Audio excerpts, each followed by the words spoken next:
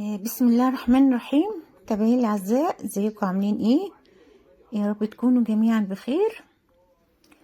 النهارده هنعمل حواوشي طريقه يعني جميله خفيفه وسهله. ممكن ناخدها معانا نادي او لانش بوكس الاولاد او غدا، يعني هي ظريفه وشكلها جميل جدا. طبعا معايا ده 400 جرام مفروم. طبعا دول هخلط عليهم بصلة كبيرة وجزرة فلفلة رومي. انا مش حاطة سبايسي، بس اللي حابب يعني يحط سبايسي عادي مفيش مشكلة. طبعا نزلت بيهم في الكبة هيتطحنوا كويس قوي مع فصين توم كده، وكمان فلفل الوان، واحدة طماطم، كلهم كده في الكبة بيطحنوا كويس جدا وينعموا قوي كده. طبعا ونزلت فوق المفروم بالخضار الجميل ده اللي انا طحنته في الكبة كويس جدا جدا ناعم قوي. طبعا التوابل معايا ملح وفلفل، طبعا توم باودر، بصل باودر، ممكن حتة كزبرة جافة،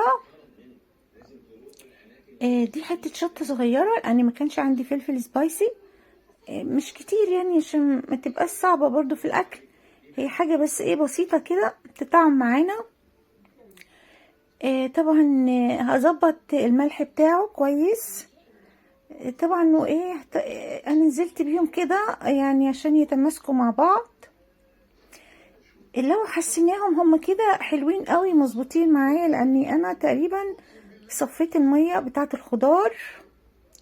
لو حسيتيهم طبعا محتاجين يتماسكوا اكتر ممكن نحط معلقة دقيق، مفيش مشكلة، هتمسك معايا الخليط والمكونات الجميلة دي بالشكل ده. انا كده كويس قوي مش محتاجة. طبعا الحواوشي يعني قطعة من اللي بتديها طعم حكاية وبتوديها في حتة تانية بصراحة. فانا سيحت حتة كده وكبتها على المفروم معايا اللي انا مظبطاه بالخضار كده، وبرضو يعني انا خلطت الخليط اللي مع اللحمة المفرومة. وهنا طبعا حتة زيت وبرضو قطع من اللي انا مسيحاها، دي هتبقى في الصينية تحت الحواوشي. طبعا العيش فتحته فوق وتحت وشين يعني. هحشي اللحمة بالشكل ده وهقفله رول، هيبقى خفيف جدا وطعمه حلو قوي، وممكن اخده في اي مكان، بيبقى سهل معايا ولذيذ واكله لذيذ وطعمه حلو قوي. طبعا حضراتكم شايفين بالشكل ده انا بحشي معايا العجينة سايحة قوي ومتماسكة، لاني انا تقريبا حطيت حباية الطماطم على اساس ما تبقاش مفرولة معايا، تبقى متماسكة كده وشكلها حلو قوي.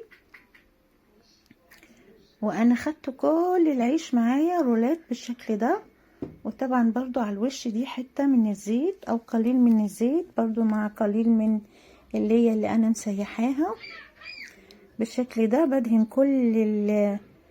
كل العيش معايا وشه كده بيدهن، وطبعا الصينية تحت الصينية موجود برضو نفس المادة الدهنية اللي هي زيت على اللي هي مسيحاها، بس ادهن كويس وحواف الصينية بالشكل ده عشان ما تلزقش وعشان ما تتحرقش.